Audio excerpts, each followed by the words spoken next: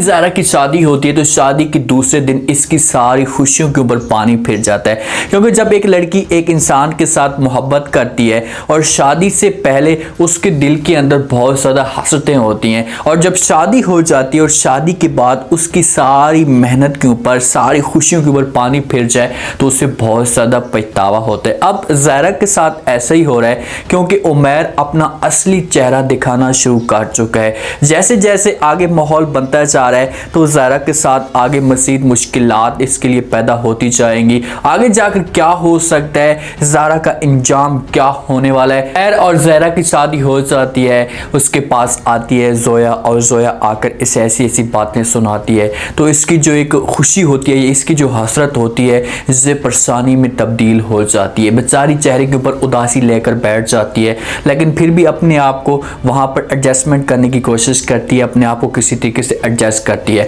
दूसरा दिन होता है, लाल सूट पहनकर खड़ी होती है, जो अब अपने आप को तैयार करती है। जब उमैर इसे देखता है तो इसके पास आता है और आकर बात करना शुरू कर देता है और कहता है कि कभी कभी जब तुम्हारे पास इन चीज़ों को देखता हूँ तो मुझे जो है वो गुस्सा आना शुरू हो जाता है, क्योंकि मुझसे सब कुछ बर्दाश्त नहीं होता कि कोई चीज़ आपको आकर छुए। अब इसका जो इशारा होता है ना वो साद की तरफ भी होता है, क्योंकि साद इसके क्लोज है, साद इसका बेस्ट फ्रेंड है, और जब उमैर साद और ज़ारा को आपस में देखते हैं तो इससे बर्दाश्त नहीं होता। अब फिलहाल खुलकर तो ये बात नहीं करना चाहता, लेकिन आगे जाकर इसे ज़रूर मना करेगा। जोया की हालत ख़राब होती है, अपने आप को मारने की कोशिश भी करती है, हॉस्पिटल में पहुंच जाती है। इसके पास इसका मामू आता है और आकर बात करता है, समझाने की कोशिश करता और कहता है कि भाई आपको मैं यकीन दिलाता हूँ कि कभी भी वो लड़की इस घर के अंदर नहीं रहेगी। थोड़ा सा वक्त लगेगा, लेकिन ऐसे सच जिस वक्त वक्त तब्दील होगा तो खुद बहुत उमैर उसे इस घर से निकाल देगा।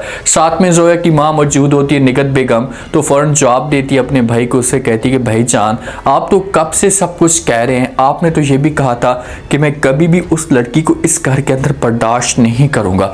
तो ज़ैद साहब कहते हैं कि हाँ मैंने ये सब कुछ कहा था, मैंने तो उस दिन से ये सब कुछ दिल के अंदर बात ठान ली थी। उस दिन पहली दफ़ा मैंने लड़की को देखा था, उस दिन से मेरे दिल के अंदर ये बात बैठ चुकी थी कि कभी भी ये लड़की मेरी बहू नहीं बन सकती, लेकिन अब मजबूरी की वजह से ये लड़की मेरी बहू बन चुकी है, मुझे बर्दाश्त करना पड़ेगा। लेकिन अब ऐसा ऐसा देखो कि मैं क्या करता हूँ, कैसे इस लड़की को जलील करूँगा और उसके बाद हमेशा के लिए इसे इस घर से निकाल दूंगा।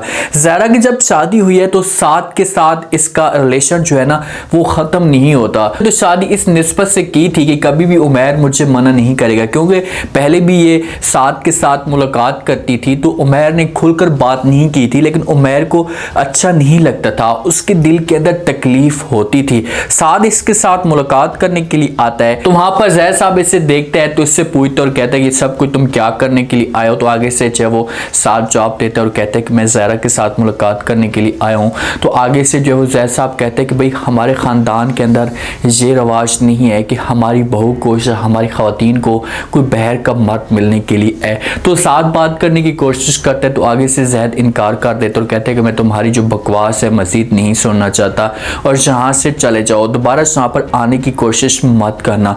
ज़ारा को ये सब कुछ अच्छा नहीं लगता, क्योंकि इसका दोस्त है और इसके समझो के सामने इसके दोस्त की इंसल्ट हो रही है सिर्फ और सिर्फ ज़ारा की वजह से। अब बेचारी नाराज़ होकर वहाँ से चली जाती है, अपने कमरे के अंदर बैठ जाती है। लेकिन ज़ैद साहब के दिल को सुकून नहीं मिलता जब एक इंसान ने पहले दिन से ये बात ठानी हुई हो कि कभी भी मैं इसे अपने घर में बर्दाश्त नहीं करूँगा, और जब उसे मौका मिले और ऐसे ऐसे उसे बहाने मिले तो फिर वो कैसे फ़ायदा नहीं उठा सकता। अब ज़ैद साहब ने तो समझो कि उसे बहाना मिल चुका है तो वो सुकून के साथ कभी भी नहीं बैठेगा और ऐसा ऐसा उमैर के दिल में नफरत डालने की कोशिश करेगा। उमैर को कहते हैं कि उमैर बेटा ये सब कुछ क्या चल रहा है। तो उमैर जब ये बातें सुनता है तो अपने वालिद से पूछेगा और कहेगा कि भाई क्या मतलब तुम्हारा क्या चल रहा है। तो आगे से ज़ैद कहेगा कि भाई वो लड़का इसके साथ मुलाकात करने के लिए आता है हमारे घर के अंदर, हमारे ख़ानदान की इज्जत है और हमें ये सब कुछ सूट नहीं करता। उसका आप उसे मना करने की कोशिश तो करें, उसे कहें तो सही कि उस माहौल में और इस माहौल में ज़मीन आसमान का फ़र्क है। यहाँ का जो माहौल है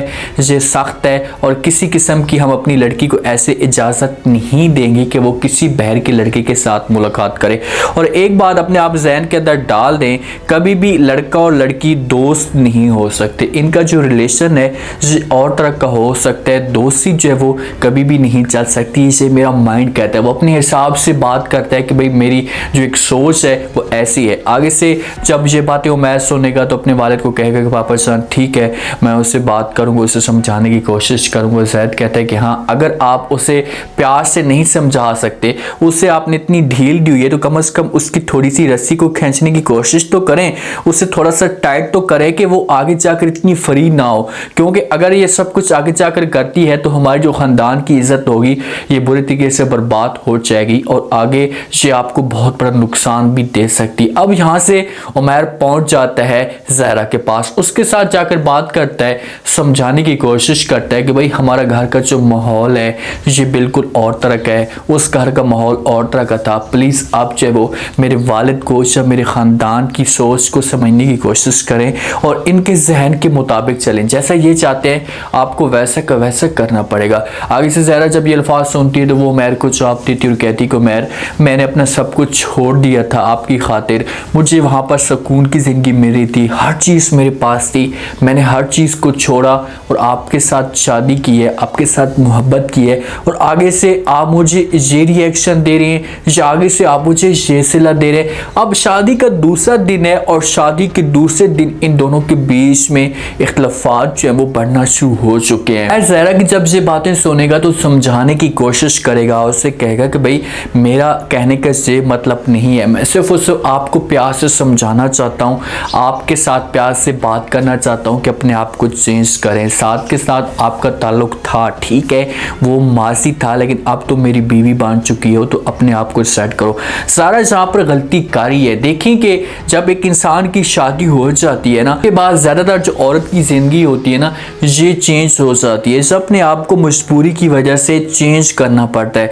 अब तुम समझो कि घर वाली बन चुकी हो, तुम्हारा घर है, और अगर तुम इस तरह की हरकतें करोगी तो इस तरीके से तुम्हारा घर बर्बाद हो सकता है और आगे जाकर ऐसा सब कुछ तो होगा, क्योंकि ज़ारा कभी भी सास से मना नहीं होगी और इसी साथ की वजह से उमैर जो इसके साथ नफरत करना शुरू कर देगा। उमैर तो बार बार इसे मना करेगा, ये मना नहीं होगी तो आगे से ज़ैद साहब जो उमैर को कहेगा कि ये सब कुछ क्या चल रहा है, तुम्हारी बात नहीं मानी, या अगर तुम्हारी बात नहीं मानती तो आप मेरे ऊपर छोड़ दें, मैं इसके साथ क्या करता हूँ या इसे कैसे मजबूर करता हूँ। तो फिर ऐसे ऐसे इख्तलाफात इतनी नौबत तक पहुँच जाएंगे कि इन दोनों के बीच में जो वो तलाक तक बात भी जा सकती है। स्टोरी इंटरेस्टिंग है, स्टोरी हर रोज़ इंटरेस्टिंग बनती जा रही है। बीच में जोया भी जब वो किरदार अदा करने की कोशिश करेगी और ये बार बार जब वो अपने मामू के साथ बात करेगी, उससे कहेगी कि मैं जब उमैर के साथ शादी करना चाहता हूँ। अगर ये नौबत इस हद तक पहुँच जाएगी, इन दोनों के बीच में इख्तलाफात बढ़ जाएंगे, तो जोया बीच में एंट्री डालेगी और इस चीज़ का फ़ायदा उठाने की कोशिश करेगी और ये करीब हो जाएगी उमैर के, तो फिर ज़ारा से सब कुछ बर्दाश्त नहीं होगा। इनके अगर तलाक नहीं होती तो ये खुलकर फिर उमैर के साथ बात करेगी, उससे कहेगी कि भाई तुम मुझे मना करते हो या तुम मुझे रोकने की कोशिश करते हो, लेकिन फिर भी आज तुम भी उसके साथ मुलाकात करते हो जोया के साथ, तो फिर अपने आप को चेंज तो करो। तो फिर ये सब कुछ बिगड़ता जाएगा और इस चीज़ का ज़ाहिर साफ फ़ायदा उठाने की कोशिश करेगा। उम्मीद है आज का रिव्यू, आज के टीजर आप लोगों को पसंद आया होगा। आपने कमेंट सेक्शन में अपनी कीमती लास्ट में आपको क्या लगता है, क्या नेक्स्ट एपिसोड में कोई बड़ा ट्विस्ट आ सकता है, आगे जाकर क्या होने वाला है, क्या ज़ारा के साथ क्या क्या मुश्किलात आ सकती हैं, उमैर क्या इसके साथ नफरत करना शुरू कर देगा, ज़ैद साहब मज़ीद किस चीज़ का फ़ायदा उठाने की कोशिश करेगा। लास्ट में फीडबैक दीजिएगा और चैनल को लास्ट में सब्सक्राइब कर दीजिएगा। शुक्रिया।